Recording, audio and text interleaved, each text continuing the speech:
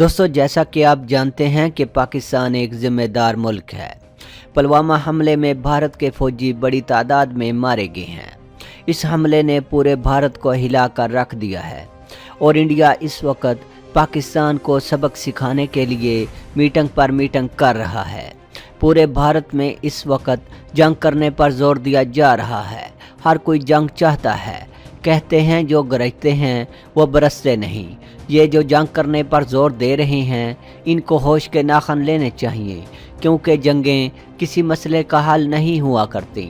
इनको सोचना चाहिए कि वो किस मुल्क के ख़िलाफ़ जंग की बात कर रहे हैं। ऐसा मुल्क जो एटमी ताकत है और पूरी दुनिया पाकिस्तान के मिसाइलों और इसकी एटमी ताकत को तस्लीम करती है। इसके अलावा पाकिस्तान की अफवाज की जंगी सलाहियतों को पूरी दुनिया तस्लीम करती है। अगर भारत ने ये जंग शुरू की तो ये जंग फिर भारत की मर्ज़ी से ख़त्म नहीं होगी, बल्कि पाकिस्तान की मर्ज़ी से ही ख़त्म होगी। फिर पाकिस्तान भारत से किसी किस्म की कोई रियायत नहीं करेगा और इस जंग का नतीजा निकाल कर ही दम लेगा। पाकिस्तान की अमन की ख्वाहिश को इसकी कमज़ोरी ना समझा जाए। पुलवामा जैसा इतना बड़ा हमला ऐन ऐसे वक्त पर किया गया जब सऊदी वली अहद मोहम्मद बिन सलमान पाकिस्तान के दौरे पर आया चाहते थे।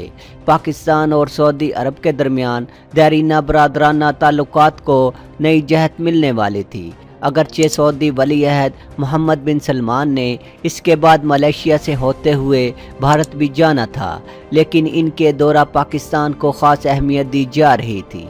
इसके अलावा पाकिस्तान इस वक्त अमेरिका के जंगजुओं के साथ मुज़ाकरात में अहम किरदार अदा कर रहा है। वो अमल एक ख़ास मोड़ तक पहुँचने वाला था तो ये गैर मामूली वाक़या रूनुमा हो गया। तकरीबन इसी वक्त ईरान में भी पाकिस्तान के साथ मिलने वाली सरहद के कुछ मील के अंदर पासदारान इंकलाब पर हमला किया गया। बैक वक्त ये दो वाक़यात एक हैरानगी की बात है। इन दोनों वाक़यात के पीछे कौन सा दिमाग काम कर रहा है और वो एक ख़ास मंजिल से हिमकनार होती हुई किसकी पॉलिसी को सबूताज करके रख देना चाहता है। इसका अंदाज़ा इस बात से लगाया जा सकता है कि मकबूजा कश्मीर में होने वाली भारतीय फ़ौजियों की हिलाकतों पर अमरीकी दफ्तर ख़ारजा का जो रद्द-ए-अमल सामने आया, इसकी ज़बान और लहजे से जिस जहनीत की अक्कासी होती है वो भारत वालों के लिए खासी इत्मीनान बख्श है। अमरीकी इस हद तक चले गए हैं कि मकबूजा कश्मीर के इलाके को भारतीय खित्ता करार दे दिया है। पाकिस्तान जो इस वक्त अमेरिका का इस खित्ते से निकलने के लिए इसकी मदद कर रहा है, अमेरिका ने पाकिस्तान को इसका ये सिला दिया है कि पुलवामा के हालिया वाक़े की भारतीय लहजे में ताबीर पेश करके इसकी खुशी और इत्मीनान में इजाफ़ा कर दिया है। जैसा कि आप जानते हैं कि पुलवामा वाक़े से पाकिस्तान को कोई मकसद हासिल नहीं हुआ, सिवाय इसके कि हमारी खारजा पॉलिसी जब एक अहम मोड़ पर पहुँच चुकी है तो भारतीय हुकूमत को आलमी सतह पर हमें बदनाम करने का मौका मिला है। इसके साथ इसने हमारे दूसरे हमसाया और बरादर मुल्क ईरान की हमदर्दियां भी हासिल कर ली हैं। ईरान पहले ही इस तशवीश में मुब्तला था कि ग्वादर में सऊदी अरब की सरमायाकारी से $10 बिलियन की ऑयल रिफाइनरी लगाने का मंसूबा क्यों ज़ेरे गौर है, और ये कि पाकिस्तान अगर सऊदी वली अहद के दौरे के नतीजे में 41 इस्लामी मुल्कों के अमरीका नवाज फौजी इत्तेहाद का हिस्सा बन गया तो ये अमर ईरान के मफादात के लिए नुकसानदेह साबित हो सकता है। चुनांचे पुलवामा और ईरानी सरहद के अंदर होने वाले दोनों वाक़यात ने भारत और ईरान को पहले से भी ज़्यादा करीब कर दिया है। ये सब कुछ इस बात को साबित करने के लिए काफ़ी है कि पाकिस्तान पुलवामा वाक़े के पीछे नहीं हो सकता, न इससे इसका कोई मफाद वाबस्ता है, न पाकिस्तान फितरी तौर पर शहजादा मोहम्मद बिन सलमान की आमद के मौके पर अपने हमसाया ममालिक के साथ ऐसा कोई उलझाव पैदा करना चाहता है। ताहम पाकिस्तान के ज़बरदस्त इंटेलिजेंस निज़ाम और इसकी ISI और MI जैसी आला पेशा वाराना सलाहियतों की मालिक मुतहरक एजेंसियों को इस बात का सुराग लगाना चाहिए कि जिसने जहां ये मंसूबा बनाया وہ ہمارے زبردست انٹیلیجنس نظام سے مخفی کیسے رہ گیا؟ اس کام میں کسی قسم کی تاخیر روا نہیں رکھنی چاہیے۔ بھارت عین شہزادہ محمد بن سلمان کے دورے کے موقع پر پاکستان کو بدنام کرنے کی کوشش کر رہا ہے۔ پلوامہ واقعے کی وجہ سے بھارت کو سعودی حکمرانوں کے دل و دماغ میں پاکستان کے بارے میں وسوسے ڈالنے کا موقع مل سکتا ہے۔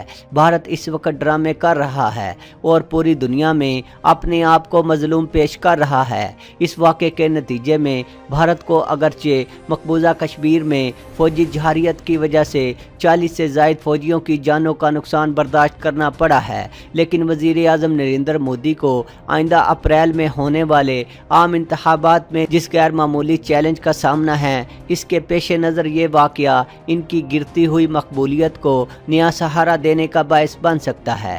پاکستان پر سرجیکل اسٹرائیک بھارتی حکمرانوں کی دیرینہ خواہش چلی آ رہی ہے۔ اندرون بھارت اس بات پر بھی شور مچایا گیا کہ ہم نے سرجیکل اسٹرائیک کے ذریعے پاکستان کو سبق سکھا دیا ہے اور پراپیگنڈے کی سطح پر سیاسی فائدہ بھی اٹھایا گیا، لیکن خود بھارت کے سینئر جنگی ماہرین اور میڈیا سے تعلق رکھنے والے غیر جانبدار تجزیہ نگاروں نے اس کو جھوٹ قرار دیا اور اس کا پول کھول کر رکھ دیا اور اسے معمولی سرحدی جھڑپ سے زیادہ ویلیو نہ دی، جبکہ پاکستان پر سرجیکل اسٹرائیک کرنا کوئی آسان کام نہیں، کیونکہ جس نے پاکستان کے خلاف سرجیکل اسٹرائیک کرنے آنا ہے، اس کا پھر زندہ واپس جانا ناممکن ہے۔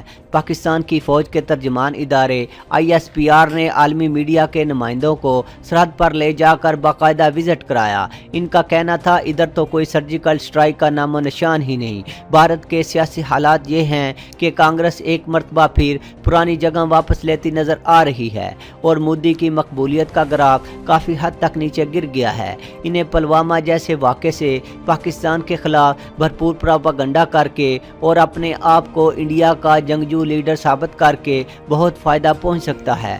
لہٰذا ہماری بہادر، چوکس اور بہترین جوابی دفاعی کارروائیاں کرنے والی مسلح افواج کے جاں فروش جوانوں اور میدان کارزار کے اندر داد شجاعت دینے والے افسروں کو ایک مرتبہ پھر ہوشیار اور چکنا رہنا پڑے گا، کیونکہ دشمن بوکھلاہٹ کے عالم میں کسی بھی وقت اور رات کے اندھیروں میں کوئی بھی کارروائی کر سکتا ہے۔ اس میں کوئی شک نہیں کہ پاکستان کے خطرناک میزائل جیسے نصر میزائل وغیرہ جو بھارتی فوج کے ایسے کسی اقدام سے اس کو کوئلہ بنا کر رکھ سکتے ہیں، لیکن داناؤں کا کہنا ہے کہ دشمن کو کسی طور پر کمزور نہ سمجھا جائے۔ ہمیں بھارت کی جانب سے کسی نوعیت کی جنگی کارروائی اور جارحانہ حملے کا منہ توڑ جواب دینے کے لیے ہر لمحہ تیار رہنا چاہیے۔ نریندر مودی، جس نے عام انتخابات پاکستان دشمنی کے نعروں کے بل بوتے پر جیتے تھے اور اس کے بعد یوپی جیسی سب سے بڑی ریاست کا چناؤ جیتنے کی خاطر بھی ان نعروں کی آگ کو خوب بھڑکایا تھا، اقتدار کے لیے کچھ بھی کر سکتے ہیں۔ ماہرین کا کہنا ہے کہ بھارت اس وقت ایک ایک کر کے اپنے ہمسائے کھو رہا ہے اور ان ممالک کا جھکاؤ چین اور پاکستان کی طرف بڑھ رہا ہے۔ سابقہ حکومتوں کی طرح نریندر مودی کی حکومت کے دوران بھی پاکستان اور بھارت کے تعلقات بہتر نہیں رہے ہیں۔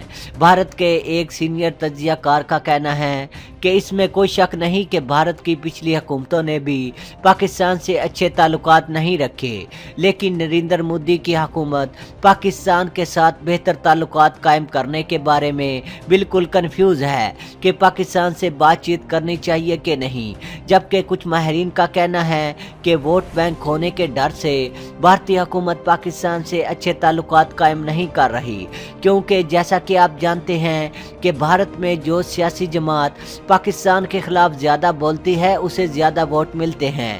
ماہرین کا کہنا ہے کہ چین نے بڑی حکمت عملی سے ڈوکلام کے مسئلے پر جیت حاصل کی۔ چین اس وقت بھارت کے ہمسائے ممالک میں بڑی انویسٹمنٹ کر رہا ہے اور چین نے جنوبی ایشیائی ممالک میں اپنے اثر و رسوخ کو بڑی حد تک بڑھایا ہے۔